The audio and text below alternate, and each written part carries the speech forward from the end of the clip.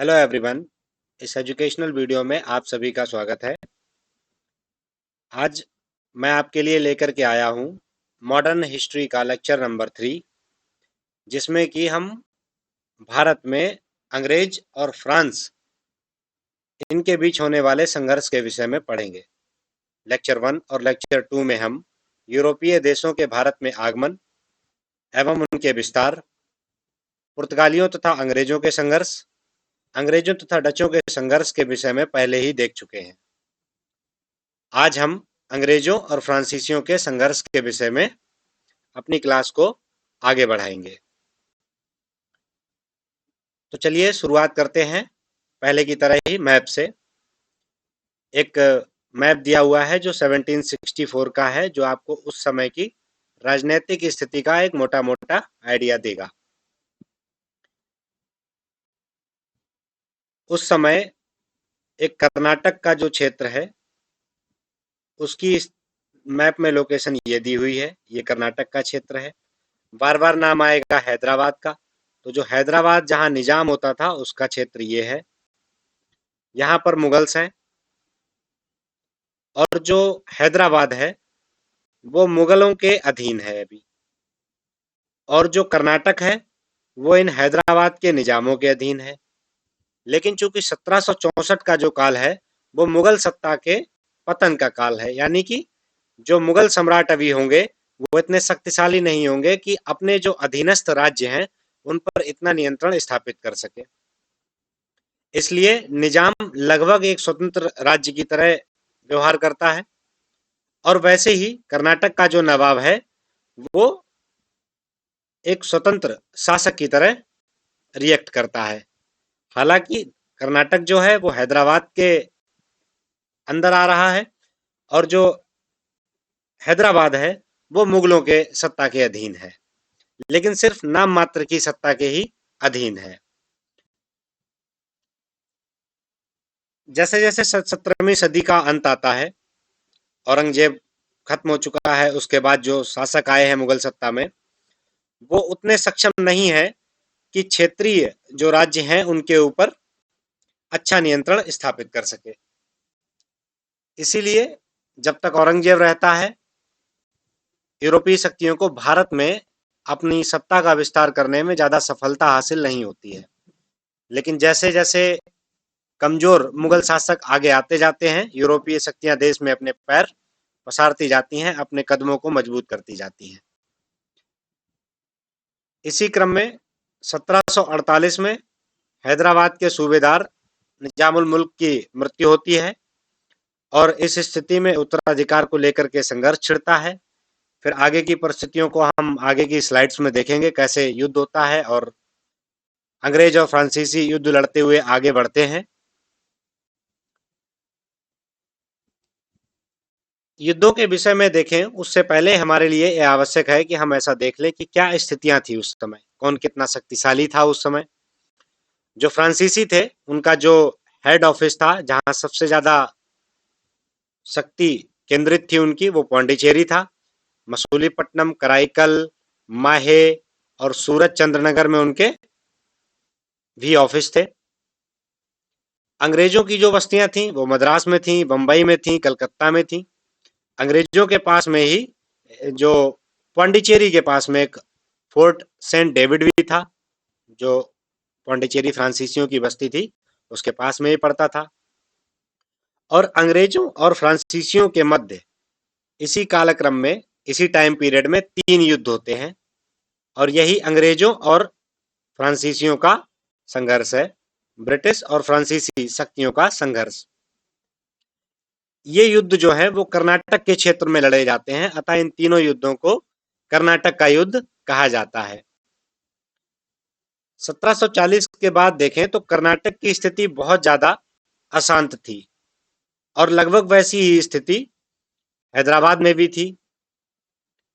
जो कर्नाटक था, उस समय का जो कर्नाटक था उसकी राजधानी उस समय अर्काट या आरकोट थी। जो 3 युद्ध हुए अंग्रेजों और फ्रांसीसियों के बीच में, उन युद्धों को पहले थोड़ा शॉर्ट में देख लेते हैं। जो पहला कर्नाटक युद्ध हुआ वो 1746 से 1748 के बीच हुआ। यह 2 साल तक लगभग युद्ध चला। इस युद्ध के पीछे का जो कारण था वो भारत की परिस्थितियां नहीं थी, जबकि ऑस्ट्रिया जो कि एक यूरोपीय देश है, उसमें उत्तराधिकार का युद्ध चल रहा था। और भारत में जो ये युद्ध था उसी उत्तराधिकार के युद्ध का एक एक्सटेंशन था कि लगभग पूरी दुनिया में अंग्रेज और फ्रांसीसी एक दूसरे के सामने थे, तो भारत में भी उनके बीच जो युद्ध होना था वो लगभग जरूरी सा हो गया।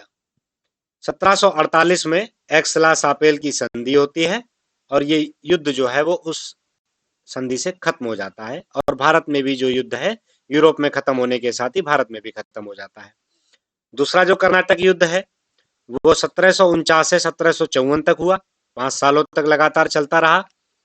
और इस युद्ध का जो कारण था वो था हैदराबाद और कर्नाटक के उत्तराधिकार के जो संघर्ष चल रहे थे, उनमें ब्रिटेन ने भी भाग लिया, अंग्रेजी शक्तियों ने भाग लिया और फ्रांसीसियों ने भी भाग लिया।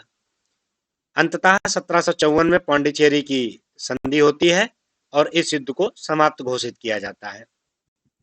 तीसरा जो कर्नाटक युद्ध है वो 1757 से 1763 तक होता है। ये युद्ध 6 साल तक चलता है।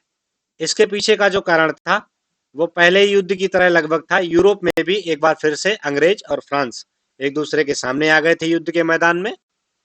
और ये जो युद्ध था वहां 7 साल तक चला था। यूरोप में जो युद्ध था वो 1756 में शुरुआत हो गया था, लेकिन चूंकि उस समय सूचना आते आते समय लग जाता था, तो अंततः भारत में इस युद्ध की जो शुरुआत हुई थी वो 1757 में हुई थी। और 1763 में पेरिस की संधि होती है और 1763 की इस पेरिस की संधि के द्वारा इस तीसरे कर्नाटक युद्ध या आंग्ल फ्रांसीसी युद्ध को समाप्त घोषित कर दिया जाता है। अब हम देखते हैं एक एक युद्ध को विस्तार पूर्वक कि कैसे, उसके क्या कारण थे, कौन जीता उसमें और अंततः परिणाम क्या निकला। तो पहला जो कर्नाटक युद्ध था वो नीदरलैंड में एक युद्ध शुरू हुआ था 1740 में। और उस समय ऑस्ट्रिया में उत्तराधिकार को लेकर के आपसी युद्ध चल रहा था और यह युद्ध लगभग 8 वर्षों तक चला। और भारत में जो युद्ध हुआ वो इसी उत्तराधिकार के युद्ध का एक एक्सटेंशन था, विस्तार मात्र था। शुरुआत में क्या हुआ कि जो भारत में फ्रांसीसी गवर्नर था जिसका नाम था डुप्ले और अंग्रेजी गवर्नर मार्स, यानी कि इस समय जो फ्रांसीसी गवर्नर था वो डुप्ले था, जो अंग्रेजी गवर्नर था वो मार्स था। दोनों ने आपस में बातचीत की। डुप्ले ने तटस्थ रहने का निर्णय लिया, लेकिन चूंकि जो डुप्ले का निर्णय था उसको अस्वीकार कर दिया गया। 1746 में एक घटना होती है। अंग्रेजी जो नौसेना है उसका नेतृत्व कर रहा था वॉर्नेट, और यह जो वॉर्नेट है ये कुछ फ्रांसीसी वारशिप्स को डुबो देता है समंदर के अंदर। और चूंकि फ्रांसीसियों के लिए इस समय स्थिति उतनी ठीक नहीं थी, अंग्रेजों ने ये जो जलपोत या जो जहाज समुद्र में डुबो दिए थे उसका जवाब देने के लिए कोई भी फ्रांसीसी जल सेना अभी भारत में मौजूद नहीं थी। तो डुप्ले ने तुरंत ही मॉरिशस में संदेश भेजा। उस समय जो मॉरिशस का गवर्नर था वो था ला बार्डोने और ये नौसेनापति भी था, नौसेना का चीफ था। तुरंत उसको बुलाया और नौसेना जो था वो अपनी नौसेना के साथ पहुंच जाता है और मद्रास जो कि एक अंग्रेजी बस्ती है उस पर घेरा डाल लेता है। इसी के साथ क्या होता है, क्योंकि मार्स काफी शक्तिशाली नहीं था और मार्स को आत्मसमर्पण करना पड़ जाता है ला बार्डोने के सामने। आगे देखते हैं। क्योंकि जो ये लड़ाई हो रही थी वो अनवरुद्दीन के राज्य में हो रही थी, जो कि कर्नाटक का नवाब था। तो चूंकि अंग्रेजों ने कहा अनवरुद्दीन से कि हमें आप सहायता दीजिए, लेकिन डुप्ले जो था वो जानता था कि जो नवाब की नौसेना है वो काफी कमजोर है। हालांकि स्थल सेना पर की बात करें तो नवाब थोड़ा मजबूत स्थिति में था, लेकिन डुप्ले ने यहाँ पर थोड़ी चालाकी दिखाई, थोड़ा कूटनीति का सहारा लिया। डुप्ले ने अनवरुद्दीन को बोला कि मैं जो ये युद्ध लड़ रहा हूं वो आपके लिए लड़ रहा हूं और मद्रास को जीतने के बाद में मैं ये युद्ध आपको सौंप दूंगा। लेकिन जब युद्ध समाप्त हो जाता है, कर्नाटक के ऊपर फ्रांसीसी झंडा फहराता हुआ दिखता है, तो अनवरुद्दीन को पता चलता है कि उसके साथ धोखा हो गया है। अनवरुद्दीन क्या करता है कि तुरंत बदला लेने के लिए अपने एक बेटे महफूज के नेतृत्व में 10,000 की सेना एकत्रित करता है और भेज देता है फ्रांसीसियों से लड़ने के लिए।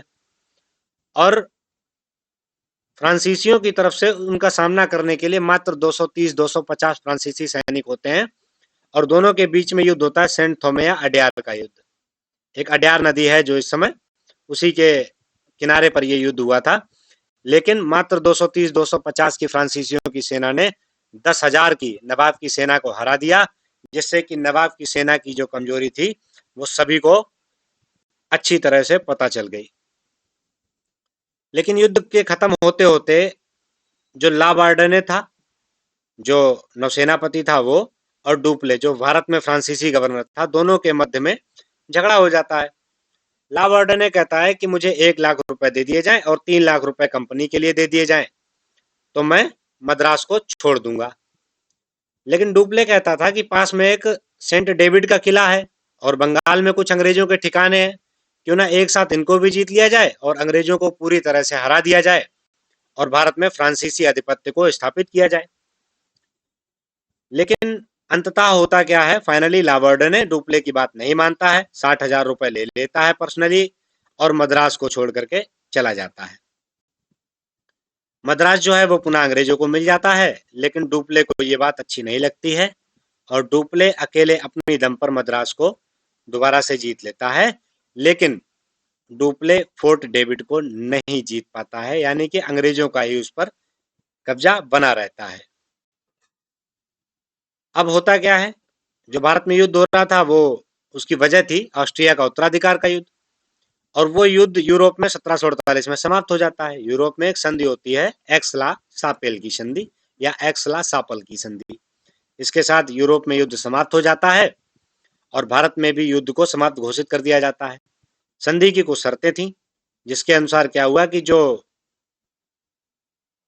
डुप्ले ने मद्रास जीता था वो वापस अंग्रेजों को दे दिया गया, और इस युद्ध में किसी को भी, ना अंग्रेजों को ना फ्रांसीसियों को, कोई क्षेत्रीय लाभ नहीं हुआ। मतलब जिसके पास जो क्षेत्र थे पहले युद्ध के, वही बाद में बने रहे। जिसने जो जीता था वो वापस कर दिए गए जिसने हारा था उसको। और इस युद्ध का जो एक बड़ा महत्व था वो बस केवल इतना था कि फ्रांसीसियों ने नवाब की सेना को भी हराया, ब्रिटिश की सेना को भी हराया। इससे फ्रांसीसियों की जो प्रतिष्ठा थी उसमें बढ़ोतरी हुई, फ्रांसीसी सेना की रेपुटेशन बढ़ी, उनकी ताकत के बारे में पता चला। द्वितीय युद्ध समाप्त होने के बाद में प्रथम युद्ध समाप्त होने के बाद में द्वितीय युद्ध होता है। क्योंकि पहले युद्ध में डुप्ले ने काफी बढ़त हासिल की थी, तो डुप्ले की जो युद्ध जीतने की जो आग थी अंदर से वो और भी बढ़ गई। अब वो सोच रहा था कि मैं अंग्रेजों के ऊपर दोबारा आक्रमण करता हूँ, कुछ राजनीतिक क्षेत्र को बढ़ाता हूँ। दूसरा एक वजह थी कि उस समय भारतीय जो राजवंश थे, हैदराबाद थे, कर्नाटक थे, उनमें उत्तराधिकार को लेकर के झगड़े चल रहे थे। तो इन्हीं झगड़ों में अंग्रेजों ने और फ्रांसीसियों ने भाग लिया, एक एक पार्टी को सपोर्ट किया, और इस तरह की परिस्थितियों में दूसरे कर्नाटक युद्ध का होना बिल्कुल तय हो गया। उस समय जो झगड़े चल रहे थे वो दो राज्यों में चल रहे थे, एक हैदराबाद में और एक कर्नाटक में। तो पहले हम हैदराबाद की स्थिति को समझ लेते हैं। जो हैदराबाद का निजाम था, 1748 में उसकी मृत्यु हो जाती है, निजामुल मुल्क की। उसका जो पुत्र था नासिर जंग, वो खुद को निजाम घोषित कर देता है। लेकिन जो निजामुल मुल्क का भतीजा था मुजफ्फर जंग, मुजफ्फर जंग जो भतीजा था, उसको निजाम घोषित कर दिया जाता है मुगल बादशाह के द्वारा। लेकिन नासिर जंग जो है वो मुजफ्फर जंग को निजाम की गद्दी सौंपने से मना कर देता है। इन्हीं परिस्थितियों में जो मुजफ्फर जंग जो है वो फ्रांसीसियों से सहायता मांगता है, और नासिर जंग के लिए ये जरूरी हो जाता है कि फिर अंग्रेजों से सहायता ले। तो अंग्रेज नासिर जंग की टीम में शामिल हो जाते हैं और जो फ्रांसीसी है वो मुजफ्फर जंग की टीम में शामिल हो जाते हैं। अब कर्नाटक के विषय में देख लेते हैं। कर्नाटक में क्या हुआ कि 1740 में मराठों ने युद्ध किया और जो कर्नाटक का नवाब था दोस्त अली, उसको मार दिया। मारने के बाद में सफदर अली जो था, दोस्त अली का पुत्र था लेकिन अल्पवयस्क था, इसलिए बादशाह ने क्या किया, मुगल बादशाह ने अनवरुद्दीन को नवाब घोषित कर दिया कर्नाटक का। लेकिन जो दोस्त अली, जो 1740 में जिसे मराठों ने मारा, चांदा साहब, दोस्त अली को मारने के बाद में चांदा साहब को मराठे अपने साथ कैद करके ले गए और 8 साल तक ये मराठों की कैद में रहता है। 8 साल तक। 8 साल के बाद जब ये छूटता है तो कर्नाटक की गद्दी के लिए अपना दावा पेश करता है और फ्रांसीसियों से सहायता लेता है। इसलिए चांदा साहब जो हैं वो फ्रांसीसियों को अपनी तरफ मिलाने की कोशिश करते हैं। ऐसी स्थिति में अनवरुद्दीन को अंग्रेजों से सहायता लेना पड़ता है। तो अंग्रेज जो है वो अनवरुद्दीन की तरफ हो जाते हैं, फ्रांसीसी चांदा साहब की तरफ हो जाते हैं और एक युद्ध होता है, अंबूर की लड़ाई 1749 में। दोनों पार्टीज के बीच में युद्ध होता है और अनवरुद्दीन जो है वो मार दिया जाता है और जो बेटा है, जो पुत्र है अनवरुद्दीन का, वो त्रिचनापल्ली में शरण ले लेता है। और इस तरीके से क्या होता है, अंबूर की लड़ाई के बाद में जो चांदा साहब हैं उन्हें कर्नाटक की नवाबी प्राप्त हो जाती है। कर्नाटक की जब नवाबी फ्रांसीसियों की सहायता से चांदा साहब को प्राप्त हो जाती है तो चांदा साहब फ्रांसीसियों को बहुत सारी विशेष सुविधाएं देते हैं। अभी जो हमने दूसरा युद्ध देख रहे हैं, इसमें हम एक साथ देख लेते हैं कौन किस टीम में था। एक तरफ चांदा साहब थे, मुजफ्फर जंग थे। ये लोग क्रमशः कर्नाटक की गद्दी और हैदराबाद की गद्दी के लिए दावा पेश कर रहे थे, लेकिन इस समय कर्नाटक की गद्दी पर जो कब्जा कर रखा था वो अनवरुद्दीन ने कर रखा था और हैदराबाद की गद्दी पर नासिर जंग बैठा हुआ था। और इन दोनों, चांदा साहब और मुजफ्फर जंग को फ्रांसीसी सहयोग था, अनवरुद्दीन और नासिर जंग को अंग्रेजों का सहयोग था। 1750 में क्या होता है, नासिर जंग की हत्या कर दी जाती है और जो मुजफ्फर जंग था उसको हैदराबाद का सूबेदार बना दिया जाता है। जब मुजफ्फर जंग को हैदराबाद का सूबेदार बनाया जाता है तो वो फ्रांसीसियों से बड़ा खुश था और फ्रांसीसियों को कृष्णा नदी के दक्षिण का जो गवर्नर था डुप्ले, उस डुप्ले को कृष्णा नदी के दक्षिण का मुगल राज्य का गवर्नर नियुक्त कर देता है या सूबेदार नियुक्त कर देता है।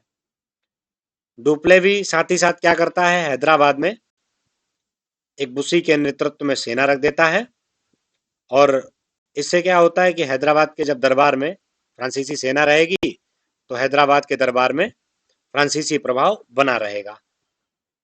क्योंकि यहाँ पर हम देखते हैं कि पहली बार इस तरह की सेना रखने का प्रयास किया जा रहा है। आगे हम देखेंगे जब अंग्रेज काफी शक्तिशाली हो जाएंगे तो सहायक संधि के माध्यम से वे भी इसी तरह से सेना रखने का प्रयास करेंगे। तो जो एक सहायक संधि का जो कंसेप्ट है वो हमें सबसे पहले डुप्ले के द्वारा ही देखने को मिलता है। 1751 में क्या होता है, मुजफ्फर जंग की मृत्यु हो जाती है और मुजफ्फर जंग के स्थान पर निजामुल मुल्क के एक पुत्र को निजाम बना दिया जाता है। अब चांदा साहब क्या सोचते हैं कि क्यों ना पूरे कर्नाटक पर अधिकार कर लिया जाए, थोड़े कर्नाटक पर तो हो ही गया है, तो इसलिए वो क्या करते हैं, तिरुचिनापल्ली को घेर लेते हैं। लेकिन रॉबर्ट क्लाइव इस समय एक आइडिया देता है अंग्रेजों को कि क्यों ना चांदा साहब की जो राजधानी है अरकाट, उसको घेर लिया जाए। अब तिरुचिनापल्ली है यहाँ पर है अरकाट, अब चांदा साहब यहाँ पर है, तो ये जो राजधानी इसको घेर लिया गया। घेरने की वजह से क्या हुआ, चांदा साहब ने अपने पुत्र रजा खान के नेतृत्व में आधी सेना यहाँ भेज दी। रजा खान यहाँ आता है तो हार जाता है और जब सेना यहाँ आधी रह जाती तो चांदा साहब यहाँ हार जाते हैं और फाइनली आत्मसमर्पण कर दिए जाते हैं। चांदा साहब का जो है वो गला काट दिया जाता है, चांदा साहब की हत्या कर दी जाती है। इस युद्ध का परिणाम क्या होता है, अंततः तिरुचिनापल्ली की जो हार होती है उससे डुप्ले का जो भाग्य है उसका सर्वनाश हो जाता है। फ्रांसीसी सरकार उससे कहती है कि तुम वापस आ जाओ, तुमने बहुत नुकसान कर दिया है भारत में हमारा। और डुप्ले की जगह पर गोडेयू को गवर्नर बना करके भेज दिया जाता है। बुस्सी जो है इस युद्ध के बाद भी हैदराबाद में टिका रहता है। एक स्टेटमेंट है जो कई बार पूछा भी गया है कि डुप्ले ने भारत की कुंजी मद्रास में तलाश कर भयानक भूल की, क्लाइव ने इसे बंगाल में खोजा और पा लिया। इसका मतलब यह है कि भारत पर आधिपत्य स्थापित करने की जो डुप्ले की कोशिश थी या फ्रांसीसी राज्य स्थापित करने की जो कोशिश थी वो मद्रास से शुरू की, लेकिन क्लाइव ने इसकी शुरुआत की बंगाल से। तो क्लाइव को सफलता मिली, डुप्ले को सफलता नहीं मिली। और ये स्टेटमेंट दिया था किसने? मेरियट ने, याद रखिएगा। अब हम देखते हैं तीसरे कर्नाटक युद्ध के बारे में। 1756 की बात है। यूरोप में दोबारा से एक युद्ध शुरू होता है अंग्रेजों और फ्रांसीसियों के बीच में, और यूरोप में 7 साल तक चलता है। इस युद्ध की खबर भारत तक पहुंचते पहुंचते 1757 हो जाता है, और भारत में फिर से एक बार अंग्रेज और फ्रांसीसी एक दूसरे के सामने आकर के खड़े हो जाते हैं। फ्रांस सरकार क्या करती है? काउंट द लाली को भारत भेज देती है, लेकिन लाली जो है उसका नौसेना यानी कि जल सेना के ऊपर कोई नियंत्रण नहीं है। इस समय फ्रांसीसी जल सेना का जो हेड है वो द एक है, द एक नाम था उसका। और ये जो एक था ये पहले ही अंग्रेजों से हार चुका था, इसलिए उसका मनोबल वैसे ही गिरा हुआ था, बहुत कॉन्फिडेंस लो था। लाली ने एक को बोला कि मद्रास जाओ और अंग्रेजों के ऊपर आक्रमण करो। तो चूंकि एक जो है वो पहले हार चुका था, इसलिए उसने मद्रास जाने से मना कर दिया। इसी बीच में लाली ने एक गलती और की, उसने हैदराबाद से बुस्सी को बुला लिया। और हैदराबाद से जब बुस्सी हट गया तो अंग्रेजों को मौका मिल गया, और हैदराबाद के निजाम जो साल्वत जंग था उससे संधि कर ली, और हैदराबाद में जो फ्रांसीसी प्रभाव था वो भी समाप्त हो गया, और अंग्रेजों का जो प्रभाव था वो स्थापित हो जाता है। 1760 में एक युद्ध होता है अंग्रेजों और फ्रांसीसियों के बीच में बांडीवास के पास में। इस युद्ध को बांडीवास का युद्ध कहते हैं। और 22 जनवरी 1760 को अंग्रेजों की निर्णायक हार हो जाती है 1760 में। और इसके बाद में लगभग जो भी आधिपत्य था वो लगभग लगभग खत्म हो जाता है, और अंग्रेज ही आगे सत्ता का विस्तार करते हैं। बुस्सी को कैद कर लिया जाता है। लाली युद्ध हारने के बाद में पौंडीचेरी भाग जाता है। 1763 में यूरोप में युद्ध समाप्त होता है, पेरिस की संधि होती है, यूरोप में युद्ध को समाप्त घोषित किया जाता है। इस युद्ध की इस संधि की जो शर्तें थी उसमें चंद्रनगर, पांडिचेरी और जो कुछ अन्य क्षेत्र थे वो इसके तहत वापस कर दिए जाते हैं फ्रांसीसियों को, लेकिन शर्त उनके लिए रख दी गई कि वे इन क्षेत्रों की किलेबंदी नहीं कर सकते हैं। और जो तीसरा युद्ध था, इस युद्ध ने फ्रांसीसियों की भारत से निर्णायक वापसी कर दी, और ये सिद्ध कर दिया, ये साबित कर दिया कि आगे आने वाले 200 सालों में एक अंग्रेज ही शक्ति ऐसी होगी जो भारत में अपना आधिपत्य स्थापित करेंगे, राजनीतिक विस्तार करेंगे, भारत के संसाधनों का अतिशय रूप में दोहन करेंगे। चूंकि शुरुआत में फ्रांसीसी काफी अच्छी स्थिति में थे, लेकिन कुछ ऐसी परिस्थितियां रहीं जिसकी वजह से उन्हें युद्ध हारने पड़े और अंग्रेजों से वे पिछड़ते चले गए। कुछ वजह थी, देख लेते हैं। एक तो उनको स्वदेश से समुचित मात्रा में आपूर्ति नहीं मिलती थी, ना तो उनको युद्ध के लिए बहुत ज्यादा सामग्री मिल पा रही थी, ना सैनिक उन्हें प्राप्त हो पा रहे थे। इसके अलावा जो फ्रांसीसी कंपनी थी द इंडस ओरिएंटल, और जो अंग्रेजों की कंपनी थी ईस्ट इंडिया कंपनी, दोनों में थोड़ा सा ना ऑर्गेनाइजेशन के स्तर पर थोड़ी सी कमियां थी। तो जो द इंडस ओरिएंटल थी वो ज्यादा दोषपूर्ण संगठित थी। ईआईसी जो थी ईस्ट इंडिया कंपनी वो थोड़ी मजबूत थी। जो जल सेना थी वो अंग्रेजों की जल सेना ज्यादा मजबूत थी। इसके अलावा जो फ्रांसीसी शासक था वो बहुत ही बेकार शासक था। हमेशा वो विलासिता में डूबा रहता था, लग्जरी लाइफ में विश्वास करता था, उसे जनता से युद्धों से कोई खास मतलब नहीं था। इसके अलावा 1757 में जो अंग्रेजों को प्लासी में जो सफलता मिलती है वो अंग्रेजों के लिए काफी हद तक निर्णायक साबित होती है, क्योंकि बंगाल को जीतने के बाद में जो संसाधन अंग्रेजों को, जो रिसोर्सेज अंग्रेजों को बंगाल में प्राप्त होते हैं, वो मद्रास को जीतने के लिए रॉबर्ट क्लाइव के द्वारा लगा दिए जाते हैं। और अंततः 1760 में अंग्रेजों को तीसरे कर्नाटक युद्ध में विजय प्राप्त होती है, और फ्रांसीसियों को भारत में हारना पड़ता है। आज के लिए इस वीडियो में इतना ही रखते हैं। अगर आपको इस वीडियो को अच्छा लगा हो तो इसको लाइक करें, सब्सक्राइब करें, शेयर भी करें। और इसी तरह की इंफॉर्मेटिव वीडियोस के लिए आगे भी हमारे साथ जुड़े रहें। बहुत बहुत धन्यवाद।